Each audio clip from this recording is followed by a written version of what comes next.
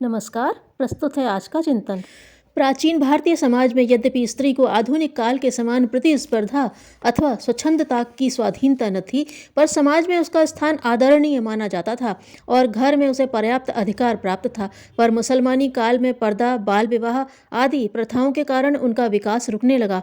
वे शारीरिक, मानसिक और बौद्धिक पतन के मार्ग पर चलने लगी।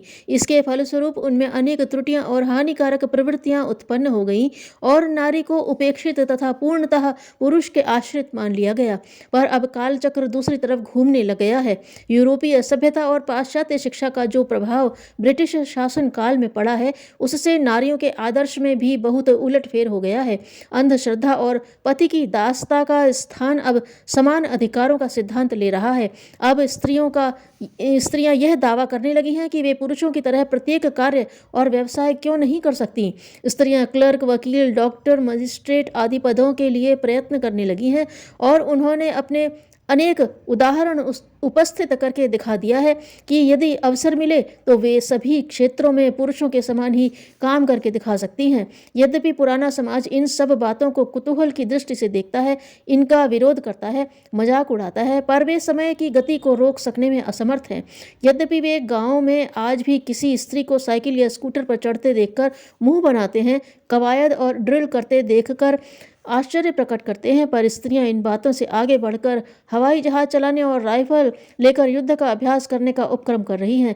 हम जानते हैं कि अभी ये सब बातें हमारे देश में आरंभिक अवस्था में हैं, पर जब यूरोपीय और अमेरिकी महिलाएं इन सब कामों में सफलता प्राप्त कर चुकी हैं, तो कोई कारण नहीं कि उनसे प्रेरणा लेने वाली भारतीय स्त्रियां भी कुछ समय में इन सब क्षेत्रों में पर्याप्त संख्या में प्रविष्ट न हो जाएं। स्त्रियों का इस प्रकार पुरुषोचित काम करना, पुरुषों और स्त्रियों में जीवन निर्वाह संबंधी प्रतियोगिता उत्पन्न होना, घर की देखभाल तथा भावी पीढ़ी के पालन पोषण की तरफ से स्त्रियों का उदासीन होना समाज हित की दृष्टि से कल्याणकारी नहीं कहा जा सकता। पर समय अथवा कालचक्र अपना काम करता ही है। भारतीय स्त्री पर भूतकाल में जो अन्याय अत्याचार हुए हैं और आज भी कुछ को छोड़कर जिस प्रकार पर मुखापेक्षी और उपेक्षित बनाकर रखा गया है, उसकी प्रतिक्रिया होना स्वाभाविक ही है। लगभग 150 वर्ष पूर्व यूरोप की स्त्रियों की अवस्था भी ऐसी ही थी। वे तत्वहीन और उपेक्षित थीं और उसका परिणाम आज यह दिखाई पड़ रहा है कि पश्चिम की नारी सब प्रकार से पुरुष के मुकाबले में खड़ी हो गई है। शिक्षा, स्वाधीनता, आर्थिक और राजनीतिक अधिकार, सब बातों में वह पुरुषों के समान अधिकार प्राप्त कर चुकी है और उसके फलस्वरूप वहाँ के समाज की एक प्रकार से कायापलट हो गई है। भारतीय नारी भी पश्चिमी देशों की बहनों का अनुकरण कर रही है और शिक्षित स्त्रियों की एक काफ़ी बड़ी संख्या उसी आदर्श को अपनाने में संलग्न है। इस अनुकरण का श्री गणेश तो उन्होंने वेशभूषा से किया है। गत 50 वर्षों में नारियों के वस्त्रों में जितना अंतर पड़ गया है और जैसी स्वल्प वस्त्रायुक्त युवतियां इस समय बाजारों में दिखाई दिया करती हैं, वह पाश्चात्य महिलाओं के फैशन की ही देन है। पाउडर, लिपस्टिक, नेल पॉलिश आदि प्रसाधन सामग्रियों का उपयोग आज देहाती तथा निम्न वर्ग की स्त्रियों में पहुंच गया है, जो कभी कभी तो उपहासास्पद जान पड़ता है। भारतीय स्त्रियों का जो स्वतंत्रता प्राप्त हुई है, उसे वह पश्चिमी स्त्रियों की तरह ही विलासप्रियता की वृद्धि में लगा रही है। यह शुभ लक्षण नहीं है। स्वतंत्रता का उद्देश्य आत्मसंयम, आत्मोन्नति, सद्गुणों की वृद्धि होनी चाहिए। इसी से स्वतंत्रता का अधिकार कल्याणकारी हो सकता है। इससे विपरीत मार्ग पर चलकर भोगवाद की वृद्धि करना भारतीय संस्कृति के सर्वथा विरुद्ध है।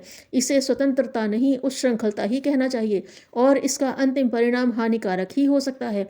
यूरोप की सामाजिक परिस्थिति इस समय ऐसी हो गई है कि वहाँ की कुमारी लड़कियों को स्कूली शिक्षा समाप्त करते ही अपनी आजीविका की चिंता करनी पड़ती है।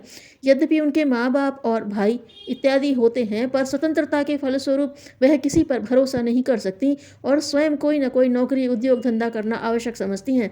इस भावना के फलस्वरूप अमेरिका आदि देशों के कल कारखानों तथा दफ्तरों में काम करने वाली लड़कियों की संख्या करोड़ों तक पहुँच गई है और कार्यक्षेत्र में पुरुष स्त्री की प्रतिस्पर्धा के कारण समाज में एक प्रकार की हलचल, अस्थिरता उत्पन्न हो गई है।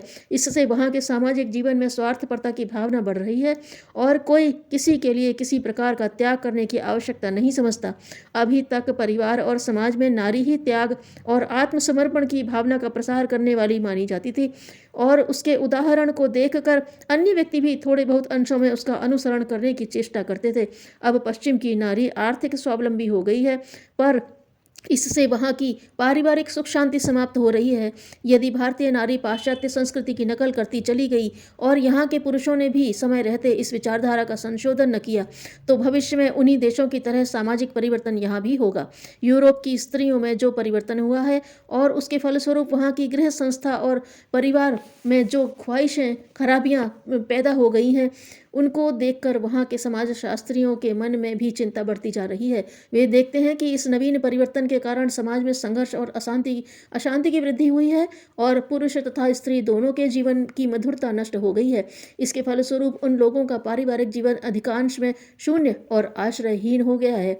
अगर कोई आदमी विशेष बीमार पड़ जाता है अथवा वृद्धावस्था में मरणासन्न होता है तो उसे काफ़ी लड़के लड़की नाती पोते होने के बाद भी कोई ऐसा दिखलाई नहीं पड़ता जो उसकी सेवा करे और इस कारण उसे अस्पताल की ही शरण लेनी पड़ती है और बहुसंख्यक लोगों की जीवन लीला वहीं पर समाप्त होती है।